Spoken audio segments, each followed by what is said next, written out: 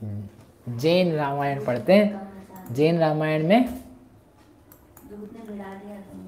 दूत ने भिड़ाया, नहीं नहीं नहीं नहीं, वो बताया था ना, बहुरूपी विद्या सिद्ध करने के लिए रावण ने सोच लिया। अष्टानिका पर्व आ चुका है। कौन सी अष्टानिका चल रही है? फागुन की अष्टानिका चालू हो गई है। सभी सैनिकों के मन भी, सभी राजाओं के मन, सब जो युद्ध करने वाले हैं, लंकावासी लोग, लंका के सैनिक, हाँ इधर वानर के सैनिक, राम लक्ष्मण, सभी लोगों ने निर्णय कर लिया कि अभी तो युद्ध, सभी जैन है ना, ऐसा नहीं कोई तो मुगल है और कोई जैन है, तो मुगल बोले हम काहे के लिए, हम तो मारेंगे, तुम बैठे रहना। तो दोनों ही जैन है। जैन होने का फायदा देखो, लड़ो तो भी जैन से लड़ो, कम से कम दया तो रखेगा धर्म तो पालन होगा, नहीं तो अष्टानिका में लड़ना पड़ेगा। ठीक है, घर में आप रहोगे ठीक ठाक, जैन लोग रहेंगे सारे, तो वो सब लोग समझेंगे बात को कि अभी धर्म के पर्व के दिन हैं, तो अपन भी शांति रखे और ये भी शांति रखे, नहीं तो फिर क्या धूम धड़ाका घमासान होता है वो आप जानते ही हो तो ऐसा करके उन लोगों ने नक्की कर लिया, और रावण ने तो कुछ और नक्की कर लिया, उसको अष्टानिका नहीं मनानी है, उसको क्या करना है, उसको विद्या सिद्ध करनी। सोचो ये लोग तो सोच रहे हम भक्ति करेंगे, हम पूजा करेंगे, देवता नंदीश्वर जाकर के वहाँ आनंद करते हैं, माँ जिनेंद्र की आराधना करते हैं, हम लोग यहीं रह करके करेंगे जैसे तैसे भी करके। और रावण तो ये सोच रहा है मुझे तो बहुरूपिणी, मैंने सोचो उसको कामचार कितना है, बहुरूपिणी को सिद्ध करूंगा युद्ध में यूज करने के लिए। युद्ध में क्यों? युद्ध में जीतने के लिए, इनको मारने के लिए, अपने भाई बंधु को बचाने के लिए, और क्यों? सीता के लिए। मूल में क्या है उसको? सीता, मतलब भगवान के मंदिर में जाकर के वह कोई मंत्र जाप भी कर रहा है, उसके पीछे प्रयोजन कितना खोटा है, कितना खोटा। नहीं, युद्ध मत देखो आप अकेला, उसको और पीछे जाके देखो, काम भोग। सोचो कितना गंदा है कि अपने को मंदिर में जाकर के भी ऐसे काम करने पड़े, इससे और घटिया क्या बात हो सकती है? धर्म क्षेत्रे हो गया ना, अन्य क्षेत्रे कृतम पापम धर्म क्षेत्रे विनश्यति। तुम धर्म क्षेत्र में ऐसी खोटी बातों के लिए आ रहे हो, तब क्या करें? और फिर पुण्य होता है साथ में, तो पुण्य काम करता है, व्यक्ति को लगता है हम सफल हो रहे हैं। तुम सफल नहीं हो रहे, तुम बहुत असफल हो चुके हो बेटा।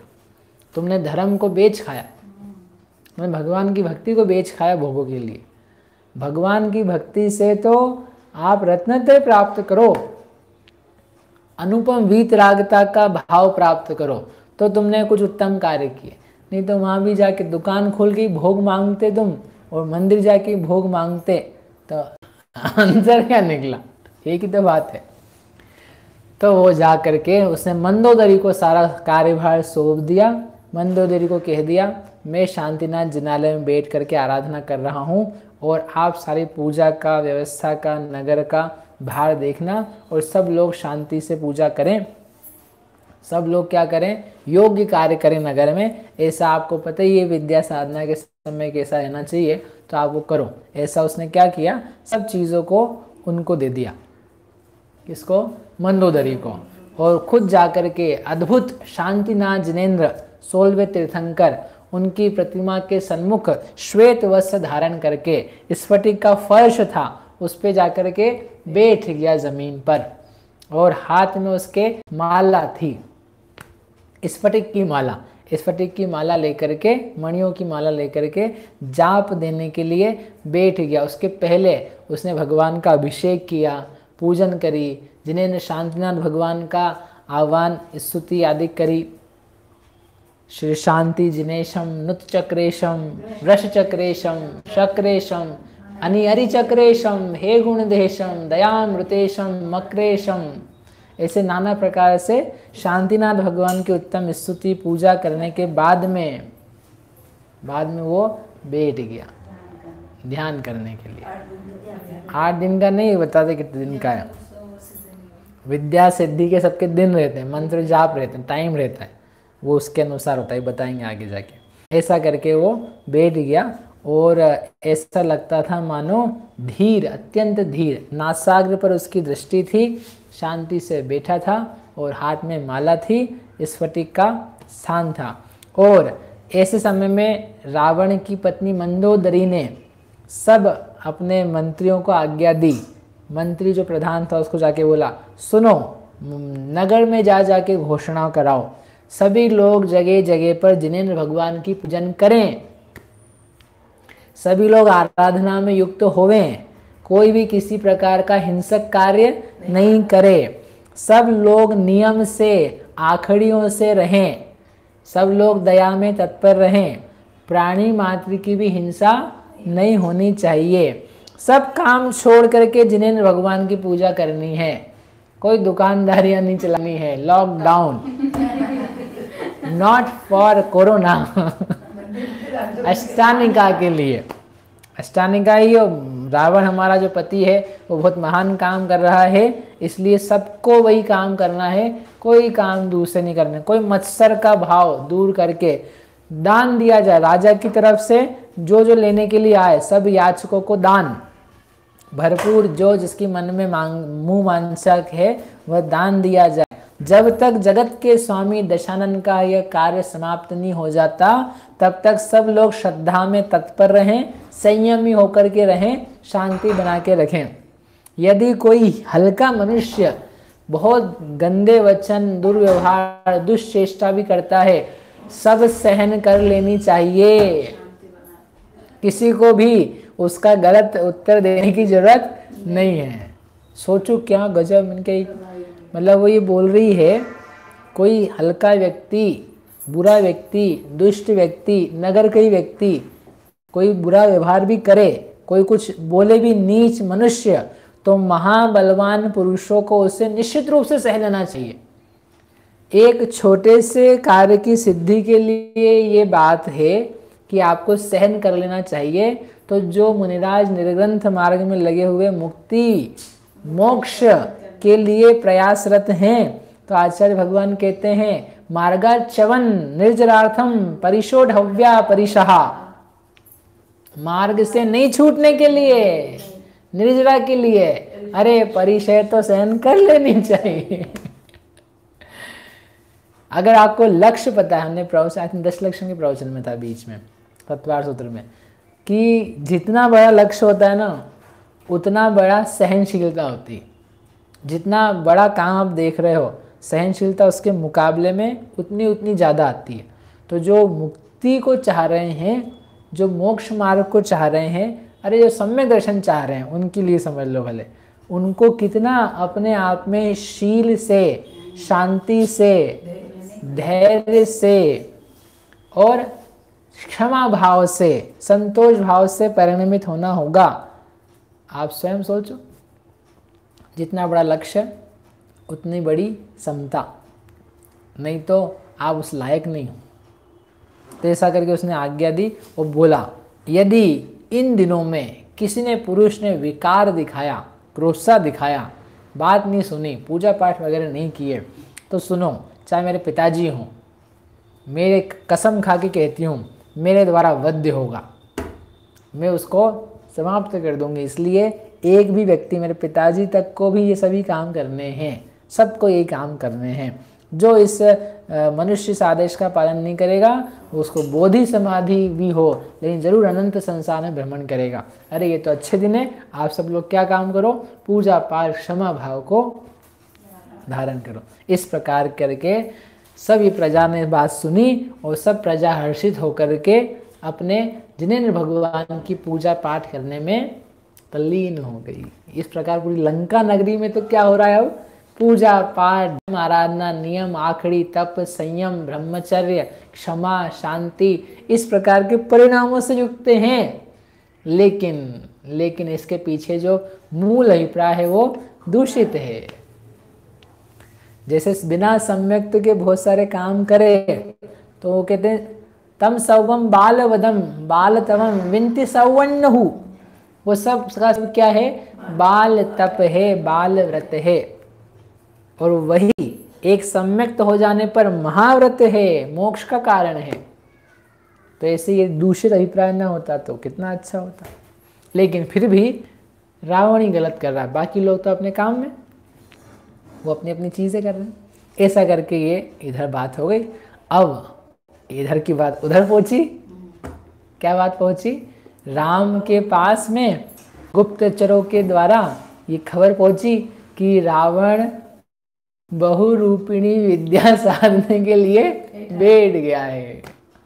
और जब ये सुनने में आया, विद्याधर राजा कहने लगे कि हे महाराज, ऐसा सुनने में आया कि वो मंदिर में बैठ करके विद्या सिद्ध कर रहा है, और वो बहुरूपिणी विद्या जो है 24 दिन में सिद्ध होती है, 24 डेज। आप बैठ सकते 24 दिन, फिर आपसे सिद्ध नहीं होगी। वो 24 दिन में सिद्ध होती है, और वो विद्या ऐसी देवों का भी मद तोड़ने वाली, देवता भी उसके सामने ठहर नहीं पाते। स्वयं देवताओं की शक्ति है, लेकिन उसके सामने दूसरे देवता भी थर्राते कांपते हैं।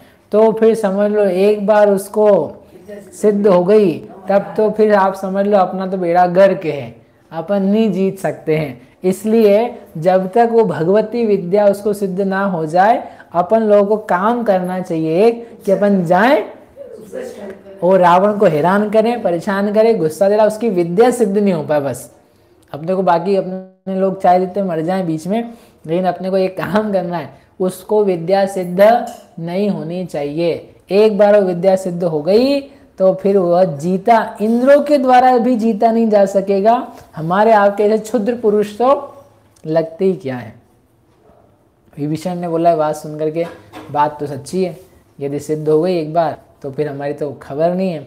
तो उसने कहा कि ठीक है, आप सब लोग निश्चित ये कार्य करने लायक है, लेट्स गो, अपन चलते हैं, करते हैं।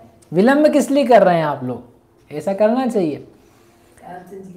तो सब सलाह करके विद्याधर ऐसी बात कर रहे थे, और श्री राम से कहा इस अवसर पर, अरे रावण की तो बात थी कि अपन तो लंका ही ग्रहण कर लेते हैं,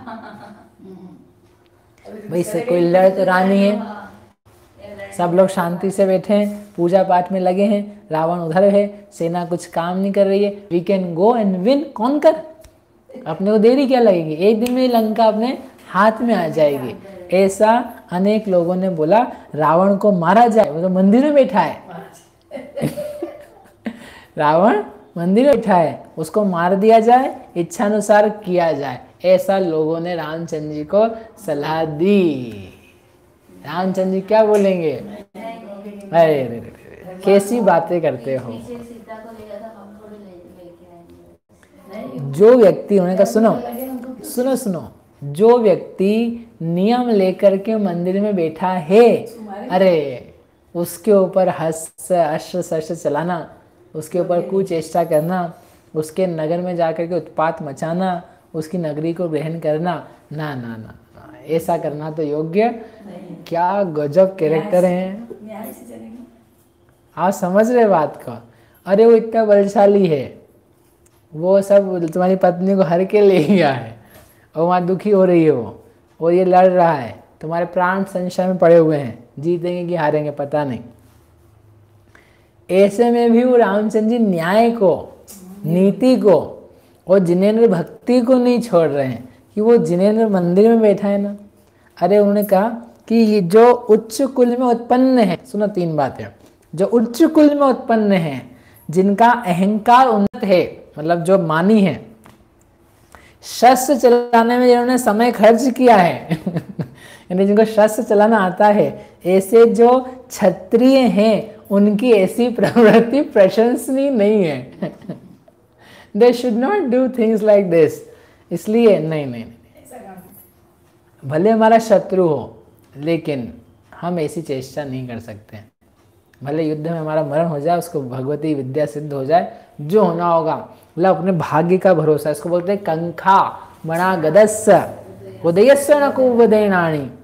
अनागत की भोग की आकांक्षा कि मैं ऐसा भोग मिल जाए, ऐसी चीजें आ जाए, मैं उसको मार डालूं, नहीं नहीं नहीं, अपन काम करते हैं, जो जो होने लायक होगा होगा, हम अपने कर्तव्य अनुसार चलेंगे।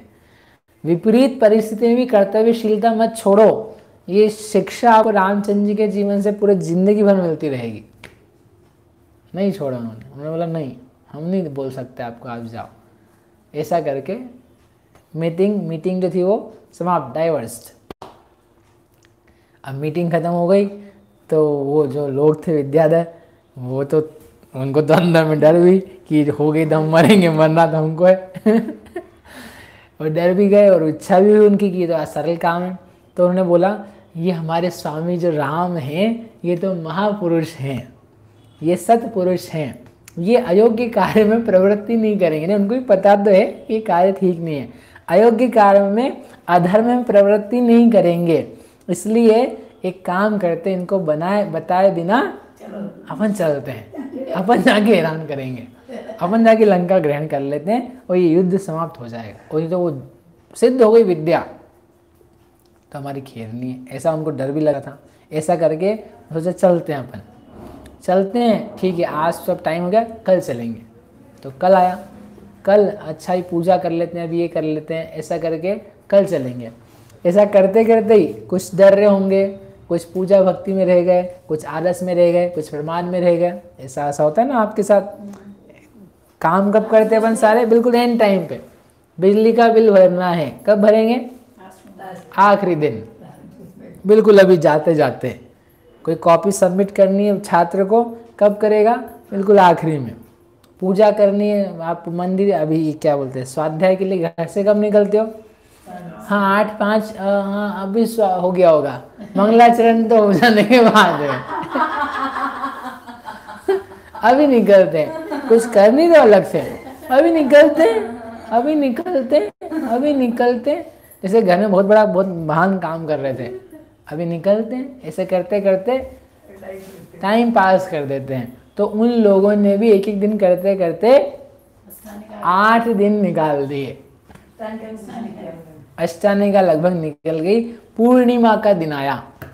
पूर्णिमा के दिन उन्होंने कहा नहीं अब आज तो अपने को चल नहीं है, तो वो लोग निकले, जो भी हुआ हो। लेकिन वो अष्टानिका के दिनों में तो आखिरी जो उसकी पूर्णमासी पूर्ति का दिन था, उस दिन वो लोग निकले और वो बहुत सारे विद्याधर नल नील आदि को लेकर के, जो राजकुमार थे ना, मतलब राजाओं के बेटे, तो राजाओं के बेटे क्या यंग भी हैं, थोड़ा सा जोश भी ज़्यादा रहता है और न्याय नीति को थोड़ा गौण करके रहे अपन तो कर लेते क्या है। ऐसा करके वो जो बहुत सारे कुमार थे वो निशंक होकर के सिंह के, व्याघ्र के, हाथी के रथों पर सवार होकर के निकले। इनके पास भी सबके अपने अपने रथ थे। तो कोई घोड़ों के 100 घोड़ों का एक रथ, कितने 100 घोड़ों का रथ, किसी के पास शेर का रथ, किसी के पास व्याघ्र का, वराह का, शूकर का, ऐसे अलग अलग प्रकार के रथों से युक्त होकर के बड़े सेना के साथ में, पदातियों के साथ में वे लोग वहां गए और जा करके लंका के बाहरी भाग में पहुंच गए। अभी युद्ध भूमि में थे, इधर पीछे वानरों की चीजें हैं, पाताल दंडक वन था, आगे जाकर के लंका है, बीच में युद्ध भूमि थी। तो जो युद्ध भूमि थी उसको भी क्रॉस करके वो वहाँ पर पहुँच गए। कहाँ? लंका के बाहरी भाग में। वो वहाँ गए तो उनको बहुत आश्चर्य हुआ। किस बात का? अपूर्व शांति थी वहाँ। ऐसा लग ही नहीं रहा था कि कोई युद्ध भी चल रहा है। अभी ये लोग तो क्या तंबुओं में है ना और फिर बातें भी सब अभी युद्ध लड़ना है, अभी चलना है। वहाँ तो वातावरण ही चेंज हो गया। वहाँ कोई व्यक्ति बात नहीं कर रहा युद्ध की, वहाँ कोई व्यक्ति ऐसे डरा हुआ, भयभीत हुआ इस प्रकार का नहीं है। ऐसा पहुँच करके वो विचार करने लगे, ये क्या आश्चर्य है, इतनी लंका इतनी निश्चिंत है, स्थित है, यहाँ के लोग जो हैं इतने शांत दिख रहे हैं, स्वस्थ चित्त दिखाई दे रहे हैं, यहाँ के योद्धा भी ऐसे बैठे हैं, ऐसे लग रहे हैं मानो कभी युद्ध हुआ ही नहीं है। ये क्या आश्चर्य है। अहो, लंकापति का यह विशाल धैर्य, विशाल गांधीर्य, लक्ष्मी, प्रताप, सत्व, बल वास्तव में धन्य है। एक बार उनके मन से भी प्रशंसा निकल गई कि वास्तव में गजब बात है, इतनी बड़ी बात होने पर भी, इतना युद्ध चलने पर भी दे आर अमेजिंग पीपल, कि इतनी शांति से सब कर रहे हैं।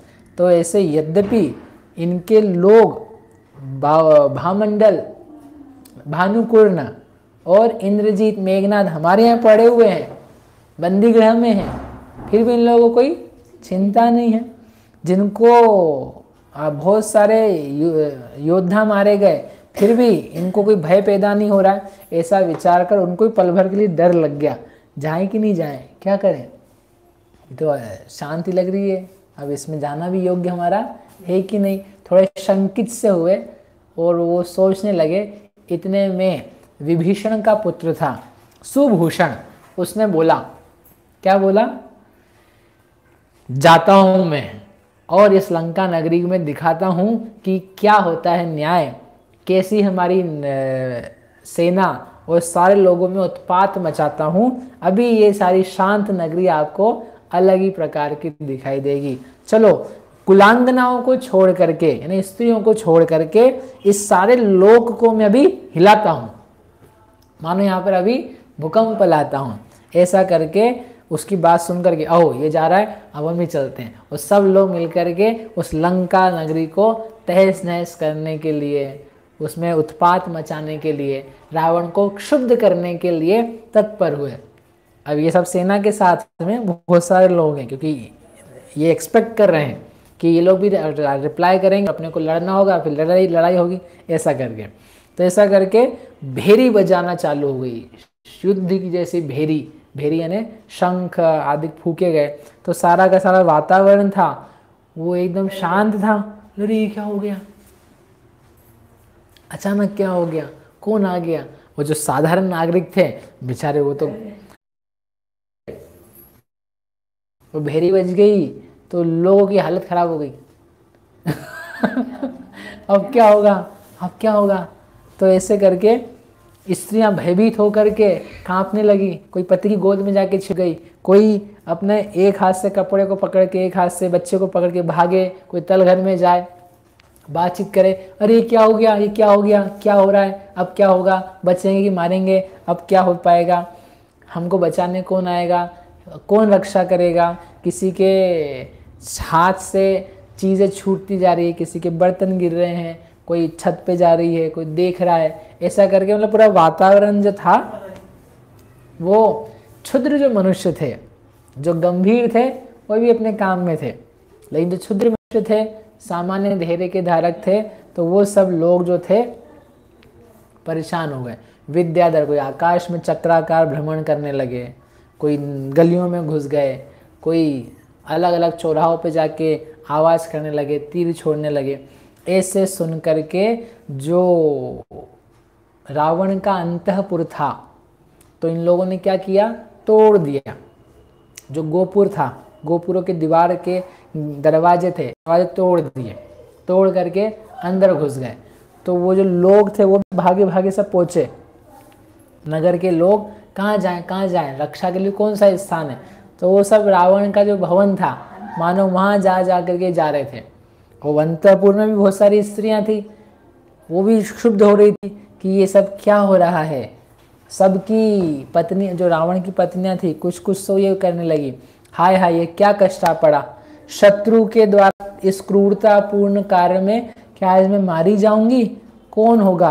पता नहीं, ये पापी लोग मुझे बंदी गृह में डालेंगे, मेरे साथ क्या चेष्टा करेंगे, या मुझे लवण समुद्र में तो नहीं पटक देंगे। ऐसे करके नाना प्रकार की सब चर्चाएं चल रही थी, सोच रहे थे लोग। दैत्य ने सोचा, मैं दैत्य का नाम सुना नहीं? मंदोदरी का पिता, उसका नाम था मैं दैत्य। अरे दैत्य मतलब वो दैत्य नहीं, आप लोग वो जल्दी पहुंच जाते, उनको ही बुलाएंगे अभी थोड़ी देर बाद। तो मैं दैत्य था, तो मैं दैत्य ने को गुस्सा आया और उसने कहा, अपने स्वामी तो वहाँ बैठे हैं मंदिर में, ये इनको मैं मजा चखाता हूँ। ऐसा लेकर के वो अपनी टुकड़ी के साथ में वो कवच धारण करके, तलवार लेकर के, गुस्सा में होकर के निकलने लगा बाहर। जब वो बाहर निकलने लगा तो फिर ऐसे आकुलतापुर माही, होत भये सबके अधिकाही। तब ही भूपमय क्रोधित होय, करिजु तैयारी चाल्यो सोय। तो वो तैयार होकर के युद्ध करने के लिए, रिप्लाई देने के लिए उद्यत हुआ। अभी बताता हूँ इनको मैं। 14 सैन्य मिलाय के, युद्ध ने कुमति धारी। चलो तबे मंदोदरी, ताकि सुता निवारी। जब वो चलने के लिए तत्पर हुआ, गुस्से से भरा हुआ, तो मंदोदरी उसके सामने आई और मंदोदरी जाकर के बोलती पिता को, हे तात, क्या आपने मेरे वचन नहीं सुने थे? ये आप क्या करने जा रहे हैं? मैंने कहा था ना किसी को कुछ नहीं करना है। ओ गजब, उसकी सब संपत्ति और उस सब रावण के ऊपर ही विपत्ति आ रही वाली स्थिति दिख रही है, फिर भी वो कह रही है उससे, अपने पिताजी से, कुछ भी करने की जरूरत नहीं है, आपको मेरा जो मैंने आज्ञा दी थी उसी का पालन करना है, आप कोई बाहर निकलना योग्य नहीं था। तो उसको डांट करके उसको शांत करा दिया। उसने कहा जो आज्ञा देवी, जो आपने कहा वैसे ही होगा, ऐसा उसको समाधान करवा करके वो अपने घर चला गया और घर जाके वापस से पूजा पाठ में लीन हो गया। मतलब वो दिख रहा है सामने कि ये तो ही मारेंगे हमको, क्या होगा हमारे साथ, वी हैव नो आइडिया। लेकिन जो भी हो, रावण ने कहा है, पति ने कहा है कि ये हमको विद्या सिद्ध करनी और शांति से रहना है, आप पूरे लोक के, नगर के लोग शांति में रहें, किसी को उत्पात करना, तो उसने कहा था ना, कोई क्षुद्र मनुष्य आए, नीच पुरुष आए, सहन कर लेना, सहन करना। सोचो इतनी बड़ी सेना सहन करने लायक बता रही हो, दिख रहा है सामने, मरने के अवसर हैं तो सहन करने लायक बता रही है, तो रत्नत्रय के लिए क्या क्या नहीं सहन कर लेना चाहिए, अपनी समता के लिए क्या क्या नहीं सहन कर लेना चाहिए। अपन तो जरा से भोजन ना मिले तो तुनक जाए, पैसा ना मिले तो तुनक जाए, अपनी बात नहीं चले कोई तो तुनक जाए, कोई अपने बुद्धि के अनुसार ना बताता हो, शास्त्र में आपको सुना हुआ पढ़ा हुआ आपके पक्ष का वो ना बताए तो उससे तुनक जाए। मतलब इतनी सी बातों में घर में या समाज में या धर्म के नाम पर इतने जरा से टूटते हैं। वो कह सहन कर लेना चाहिए, बहुत अच्छे सहन कर लेना चाहिए, सहनशीलता बहुत बड़ा गुण है। आप रोज पढ़ते हो जय वर्धमान गुण धीर, रोज पढ़ते रोज सारे जैन, गुण धीर, धीर धीर धीर गुण, धैर्य रखो, धैर्य, शांति से सुनो, समझो, बैठो, रुको, इतनी उतावली नहीं करो, कहा ही तो है, सुन तो लो जरा, धन के ही तो नुकसान हुआ है, सह तो लो जरा, एक समय के भोजन के ही तो नुकसान हुआ है, सहन कर लो। लाखों का करोड़ों का भी हो जाए ना तब भी सहने लायक है, तब भी उससे बढ़कर के परिणाम जो हैं, अपना धर्म जो है वह सहेजने सुरक्षित करने लायक है। तो उसने मैं दैत्य जिसके पिताजी थे, क्या तुमने घोषणा नहीं सुनी थी, ऐसा करके उसने अपना शस्त्र जो था संकोच कर लिया, रख लिया और जा करके वापस से अपने जिनालय में प्रवेश किया।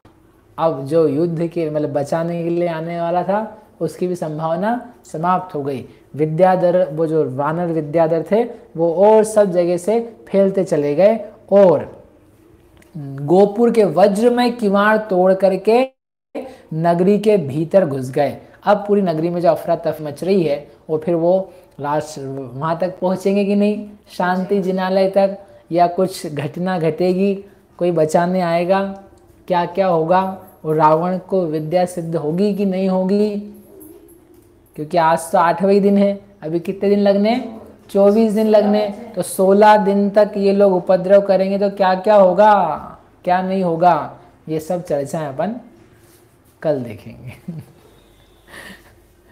मिथ्यात्म नाश वेको, ज्ञान के प्रकाश वेको, भानु सी बखानी है, छहो द्रव्य जान वेको, बंद विधि भान वेको, सपर पिछान वेको, परम प्रमाणी है, अनुभव बताए वेको, जीवन के जताए वेको, काहुन